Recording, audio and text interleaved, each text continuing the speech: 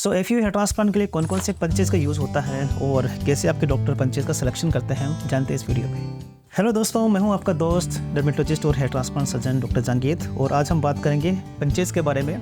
Punches मतलब ऐसे कुछ डिवाइस होती है जो कि हम एफयू हेयर ट्रांसप्लांट के अंदर यूज़ करते हैं, जो कि आपके ग्राफ्ट को हार्वेस्ट करने में कह सकते हैं कि हेल्प करते हैं। आजकल देखा इंटरनेट का ज़माना है तो काफ़ी लोग होते हैं जो कि पंचेस के बारे में काफ़ी क्वेश्चन पूछते हैं, जब हम डिस्कस करते हैं कि doctor which punches you are using and why you are using that punches. तो अगर बात करें पंचेस के बारे में तो दोस्तों पंचेस होते हैं वो कि अलग अलग तरह के मार्केट में अवेलेबल हैं। अगर हम साइज़ की बात करें तो 0.7 मिलीमीटर से लेके 1.1 या 1.2 मिलीमीटर तक के कुछ पंचेस होते हैं और इनका जो सिलेक्शन है डॉक्टर अपने हिसाब से करता है। तो हम बात करें कि और तीन तरह के आपके पंचेस होते हैं। तो फर्स्ट पार्ट होता है कि आपका शार्प टिप हिसाब से कुछ ऐसे पंचेस होते हैं जो बहुत ज़्यादा शार्प होते हैं। ओके, उनका कह सकते हैं कि जो टिप होता है बहुत शार्प होता है और कुछ ऐसे पंचेस भी होते हैं जो कि ब्लंट होते हैं। इन दोनों के अपने अपने अलग अलग एडवांटेजेस हैं, डिसएडवांटेजेस हैं, जो हम इस वीडियो में आके देखेंगे। अगर हम साइज़ की बात करें तो अलग अलग साइज़ के पंचेस होते हैं मार्केट के अंदर और मोस्ट ऑफ टाइम 0.7 मिलीमीटर से लेके 1.1 या 1.2 मिलीमीटर के कुछ पंचेस होते हैं। और अगर हम बात करें इनकी शार्पनेस के लिए तो शार्पनेस के लिए दो तरह के पंचेस होते हैं। फर्स्ट को लाइक शार्प पंचेस और सेकंड होते हैं ब्लंट पंचेस। इन दोनों के अलग अलग एडवांटेजेस एंड डिसएडवांटेजेस होते हैं that I will tell you in this video. कुछ स्पेशलाइज्ड पंचेस होते हैं, जो पंचेस क्या होते हैं कि आपका जो उसका टिप होता है, उस टिप के शेप किस तरह का होता है उसके हिसाब से अलग अलग तरह के पंचेस होते हैं। ये जो टिप है अलग अलग तरह के बनाए जाते हैं। ये इसलिए बनाए जाते हैं कि आपका कह सकते हैं कि स्कारिंग पार्ट सबसे कम होना चाहिए और सेकंड आपका ट्रांजेक्शन है वो कम से कम होना चाहिए। सो ट्रांजेक्शन दो तरह का होता है, एक होता है पार्शियल ट्रांजेक्शन, एक होता है कंप्लीट ट्रांजेक्शन। जैसे कि एक पर्टिकुलर जो फॉलिकुलर यूनिट होती है उसके अंदर कह सकते हैं कि 1 to लेकर 4 तक आपका फॉलिकल्स हो सकते हैं और अगर वो पार्शियली कट जाए, जैसे एग्जांपल में से 2 है तो कट जाए, 2 इंटेक्ट है तो उसको बोलते हैं पार्शियल ट्रांजेक्शन बोलते हैं। अगर 4 हेयर है चारों ही कट जाए उसको बोलते हैं कंप्लीट ट्रांजेक्शन।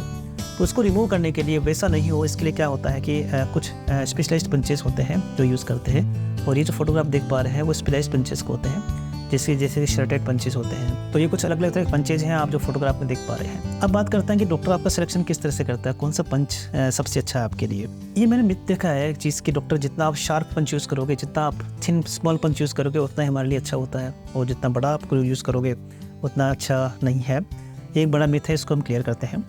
देखिए, जितना स्मॉल आपका पंच होगा उसके कौन कौन से एडवांटेजेस हो सकते हैं। उसका एडवांटेज ये होता है सबसे पहले कि आपका जो है पीछे जो स्कार बनेगा वो मिनिमल स्कार बनेगा। सेकंड है कि आपका जो ग्राफ्ट है वो थोड़ा थिन ग्राफ्ट हमें मिलेगा, मीन्स एक हेयर के आसपास का जो स्किन है वो मिनिमल मिलेगा। उससे क्या होता है कि हमारे लिए काफ़ी इजी होता है उसको प्लांट करना। एंड थर्ड होता है कि आपका कह सकते हैं कि अगर आप मिनिमल ट्रोमा दे रहे हैं स्किन को, in that condition ideally we can take little bit more grafts. वो डिपेंड करता है डॉक्टर के ऊपर किस तरह से निकालते हैं, पर नो डाउट अगर आप ट्रोमा कम करते हैं तो आप ग्राफ्ट ज़्यादा निकाल सकते हैं। तो ये आपके एडवांटेजेस होते हैं। डिसएडवांटेजेस क्या होते हैं स्मॉल ग्राफ्ट का?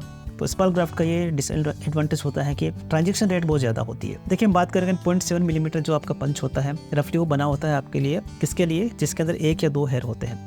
लेकिन अगर यही पंच अगर हम यूज़ करें जिसके अंदर के 3 to 4 आपके फॉलिकल्स हैं तो आई थिंक वो ठीक नहीं है। तो कहने का मतलब है कि अगर बहुत ज़्यादा स्मॉल आपने पंच यूज़ कर लिया, इन that condition the transaction rate will be more. उसमें आपको लगेगा कि प्लांटेशन तो काफ़ी अच्छा किया गया है, लेकिन कह सकते हैं कि क्योंकि ट्रांजेक्शन को ज़्यादा हुआ है इसलिए आपका डेंसिटी उतना अच्छा नहीं पाएगा। सेकंड होता है कि जितने आपके थिन ग्राफ्ट होते हैं उसमें ये देखा गया कि आपका जो सर्वाइवल रेट होता है उतना कम होता है। जितना थिन ग्राफ्ट होगा उसके सराउंडिंग की स्किन उतनी ही कम होगी। और उसके बाद में क्या होता है कि आपका कह सकते हैं कि अपना एक उसमें क्या होता है कि आपका हेयर का जो सराउंडिंग एनवायरनमेंट है उसके चेंज होने के चांसेस ज़्यादा होंगे और कह सकते हैं कि आपका हेयर जल्दी डैमेज हो सकता है। हालांकि हेयर का जो डैमेज है वो काफ़ी बातों पे डिपेंड करता है कि आपने ग्राफ्ट को कैसे होल्ड किया है, आपने ग्राफ्ट को कितने देर के लिए आपने उसको बाहर रखा है, आउट ऑफ बॉडी रखा है, कौन सा प्रिजर्वेशन आपने यूज़ किया उस चीज़ के लिए। ओके, बट ये भी एक फैक्टर है कि जो थिन ग्राफ्ट होते हैं ये माना जाता है कि ये थोड़े से कम सर्वाइवल वाले होते हैं। तो देखिए, कंक्लूजन इस बात का ये है कि आपको अपने डॉक्टर जो अपने सर्जन है उसके ऊपर ये छोड़ देना चाहिए कि वो कौन से पंच यूज़ कर रहे हैं और किस तरह का पंच यूज़ कर रहे हैं, बिकॉज वो सारी बातें ये देखेंगे और उसके बाद आपका कह सकते हैं कि आपका पंच का सिलेक्शन होगा। तो आपने देखा काफ़ी बातों पर कह सकते हैं कि पंच का जो है वो सिलेक्शन वो डिपेंड करता है। तो ये बात आप अपने जो सर्जन है उस पर छोड़ दीजिए